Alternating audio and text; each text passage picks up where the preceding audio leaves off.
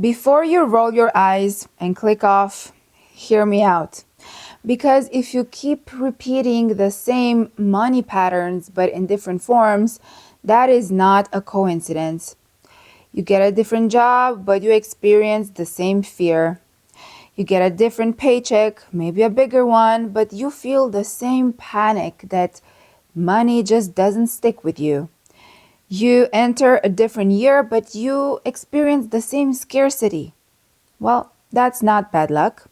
It's a pattern, and if it's a pattern, it means it can be broken.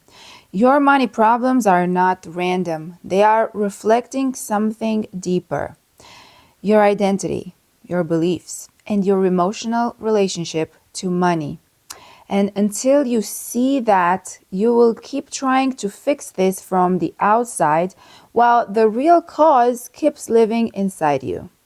So in this video, I want to show you what may actually be going on underneath your money struggles, and also how to start shifting the beliefs that keep recreating the same reality. And if you like this kind of content and you want to support the show, you can also join me on Patreon now, where I share longer versions of these videos, behind the scenes, and more content for those of you who want to go deeper.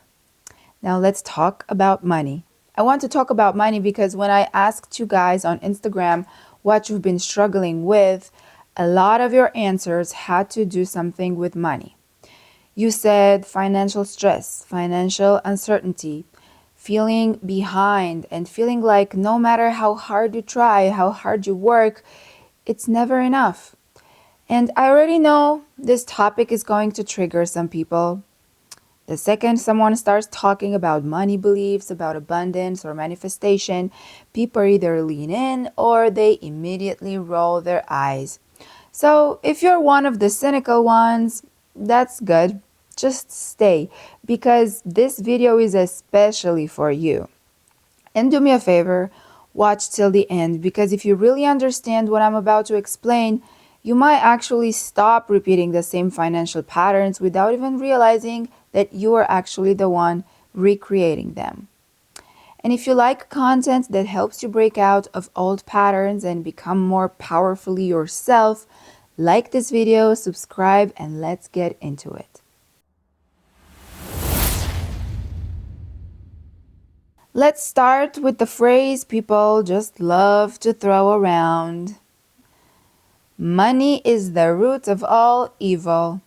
Yeah, people just say that all the time, and in the meantime, they obsess about money, they stress over it, they chase it, they fear it, they hate it, and feel like their whole body tightens every time they look at their bank account.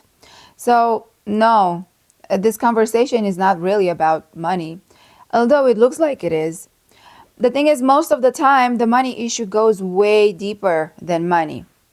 The real issue is into your nervous system, your self-worth, your conditioning, your upbringing, and into what you think you deserve and life is allowed to be for you.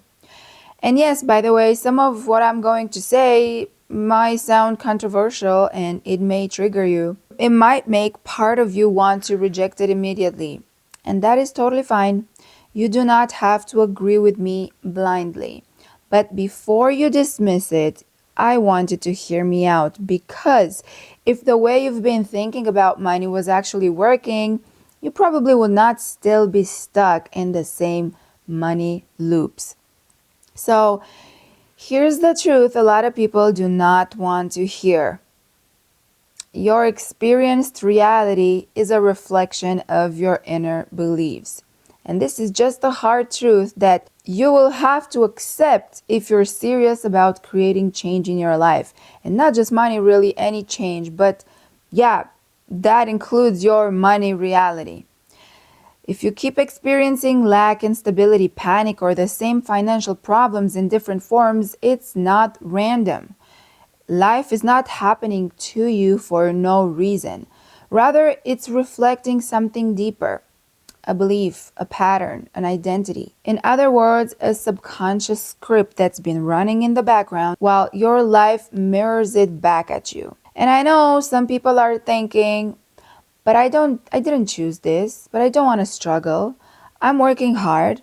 I'm a good person, but somehow I experience an unfortunate series of bad luck. Well, here's the hard pill. Luck does not exist, at least not in the way that most people think it does. What people call bad luck is usually just a deeper chain of causes that they are too unconscious to see. They see someone get the opportunity, make the money, attract a connection, a raise at the right time, and they go, wow, yeah, they're so lucky. Well, no, they're not lucky. Most of the time, what you're actually seeing is alignment.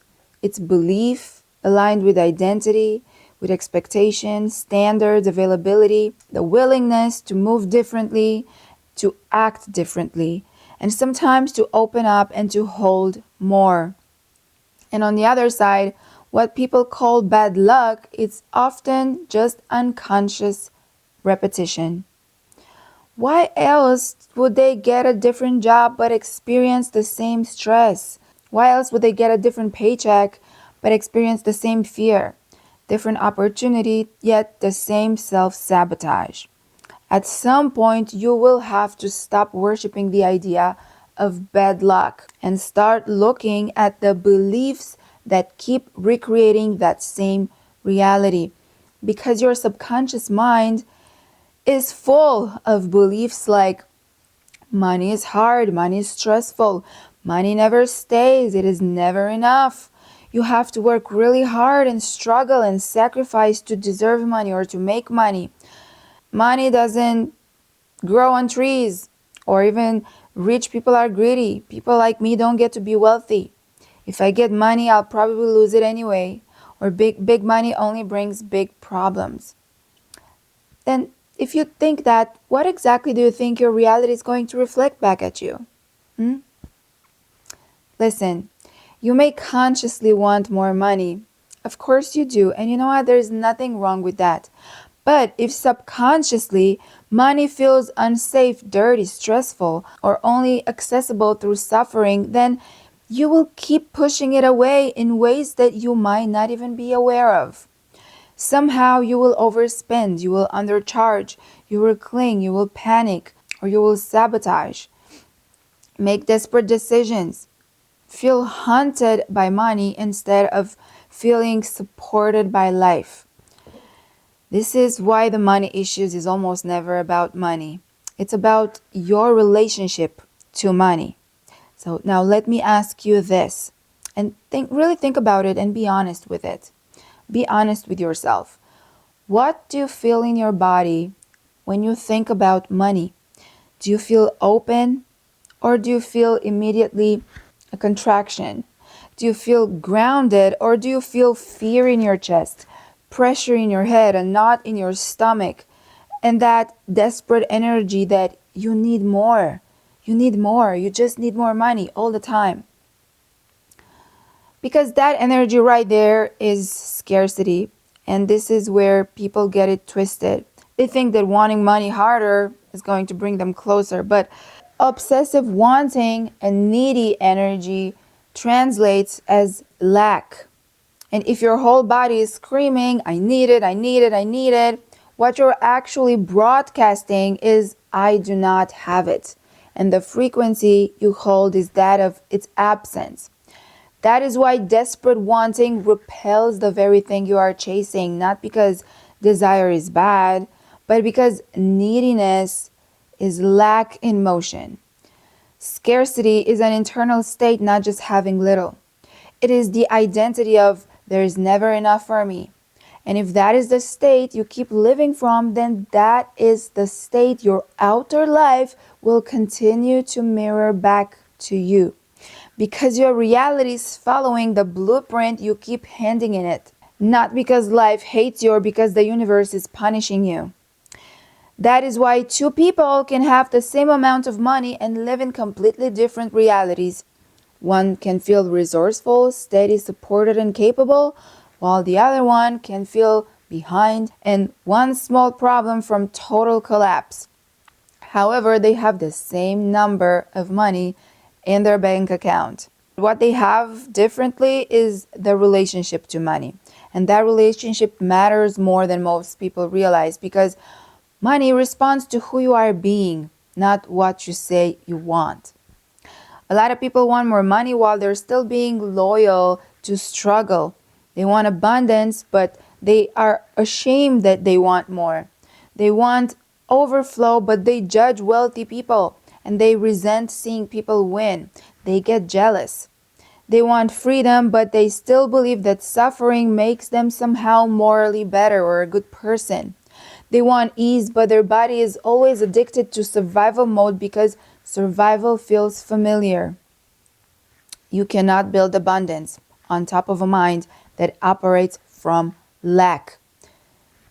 You just can't. It's a law of the universe, of correspondence, as within, so without. And no, I'm not saying just sit there, think pretty thoughts, repeat positive affirmations, and expect money to fall from the sky. I'm not saying that at all. What I'm saying is effort alone does not fix a scarcity identity. If it did, all the hard work people would just be rich, don't you think? But even hard work gets contaminated by fear. And that's how you hustle from panic, you choose from desperation, from fear, you accept less than you should, you live life like it's always about to close in on you. And then when the results reflect that energy, you call it reality. But really, it was just belief made visible for you. That is why your bank account is not just a number. It's not just a math problem. It is also a mirror of what you believe inside, of what you believe you can hold, of what feels safe for you to receive, to deserve. A mirror of how much goodness, support, ease, and expansion your system can tolerate without totally freaking out. And I want to be clear. This is not about blame or feeling worse. This is just about becoming aware of the real issue so you can finally step into power. Because if your life is reflecting beliefs, you are not powerless and not cursed and definitely not doomed. We are dealing with conditioning, and the good news is conditioning can be changed. But first, you have to face the truth. What do you actually believe about money? And I want the real answer. When you think about money, do you think, I'm always behind? There's never enough for me. I can never get ahead in life. As soon as I get it, I lose it, or I must just give it away, all of it, to pay bills. I have to work really hard to deserve rest. Other people get opportunities, but not me. I can't relax until I have more. Life is hard, so money has to be hard too. Those are pivotal to become aware of because those are not just passing thoughts. They are instructions and they are commands to your subconscious mind. They are basically the script that you keep feeding your reality. And then people wonder why nothing changes. But let me ask you, how is life supposed to reflect something different back to you when you keep emotionally living in the same negative story every single day? Same fear, same thoughts, same emotional chemistry. You have the same identity, the same expectations. And then you ask for a different life and want to miraculously be saved by someone. It's not how it works. And this is where imagination becomes extremely important. And listen, if you're cynical, stay with me still, because imagination is a very real tool that humans have. It's not just delusion, okay? And listen, you're already using your imagination every day, all day, when you do it on autopilot. You're using your imagination when you imagine the worst, when you rehearse loss, when you picture failure, when you assume the next month is going to be just as bad or even worse, when you mentally replay every reason why things shouldn't work out. Yeah, that's imagination. You've just been using it against yourself. So what if you start using it on purpose with a direction that you actually get to choose? What if instead of rehearsing scarcity, you start rehearsing abundance? And I'm not saying fake positivity and lying to yourself or pretending that your current reality doesn't exist. I just mean training your inner world to become familiar with a different state, a one that is more high frequency. Because your subconscious mind responds to that and responds also to repetition. You recondition it with emotion and with imagery and with what feels normal. And if struggle feels familiar, you're going to keep recreating it. So your job is to make abundance feel more familiar than fear, okay? To tell your brain a different story. Now ask yourself, if I truly had enough money, how would I feel? Not what I would buy, how would I feel?